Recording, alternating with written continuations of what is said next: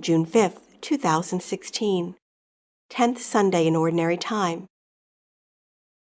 A reading from the first book of Kings.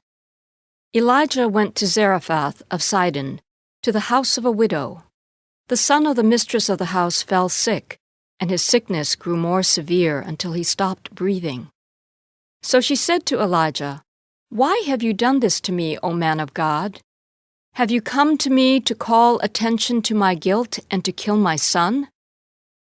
Elijah said to her, "Give me your son." Taking him from her lap, he carried the son to the upper room where he was staying and put him on his bed.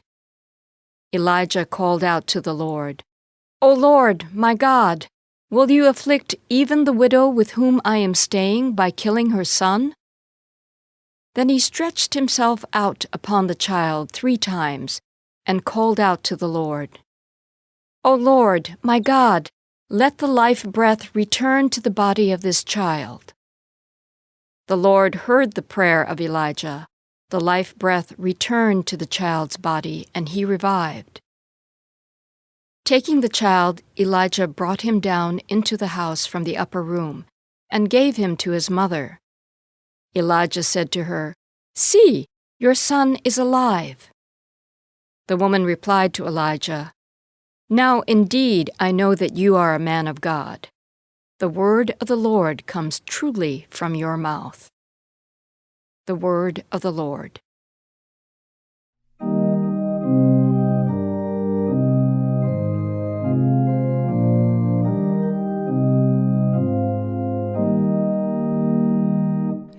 I will praise you, Lord, for you have rescued me. I will praise you, Lord, for you have rescued me. I will extol you, O Lord, for you drew me clear and did not let my enemies rejoice over me. O Lord, you brought me up from the nether world. You preserved me from among those going down into the pit. I will praise you, Lord, for you have rescued me. Sing praise to the Lord, you his faithful ones, and give thanks to his holy name. For his anger lasts but a moment, a lifetime his good will. At nightfall weeping enters in, but with the dawn rejoicing. I will praise you, Lord, for you have rescued me. Hear, O Lord, and have pity on me. O Lord, be my helper. You changed my mourning into dancing. O Lord, my God, forever will I give you thanks. I will praise you, Lord, for you have rescued me.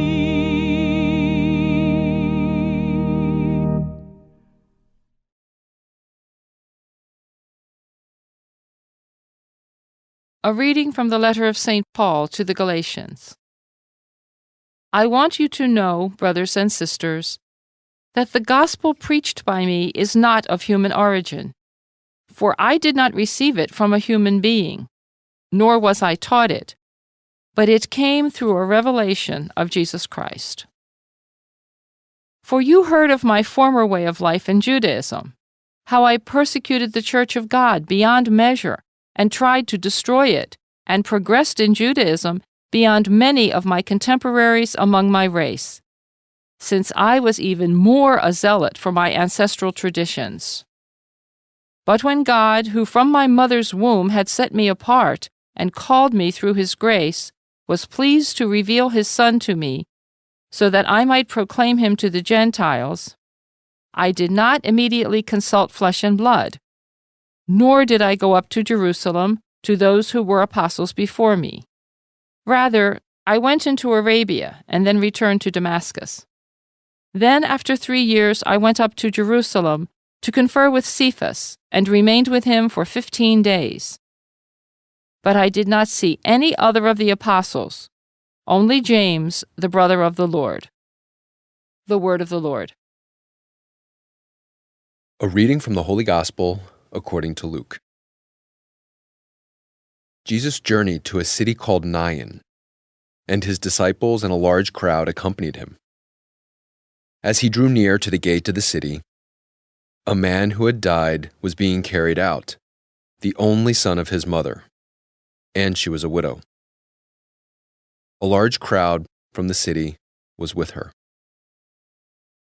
When the Lord saw her, he was moved with pity for her and said to her, "Do not weep." He stepped forward and touched the coffin. At this the bearers halted, and he said, "Young man, I tell you, arise." The dead man sat up and began to speak, and Jesus gave him to his mother. Fear seized them all, and they glorified God, exclaiming, "A great prophet has arisen in our midst, and God has visited his people." This report about him spread through the whole of Judea and in all the surrounding region. The Gospel of the Lord.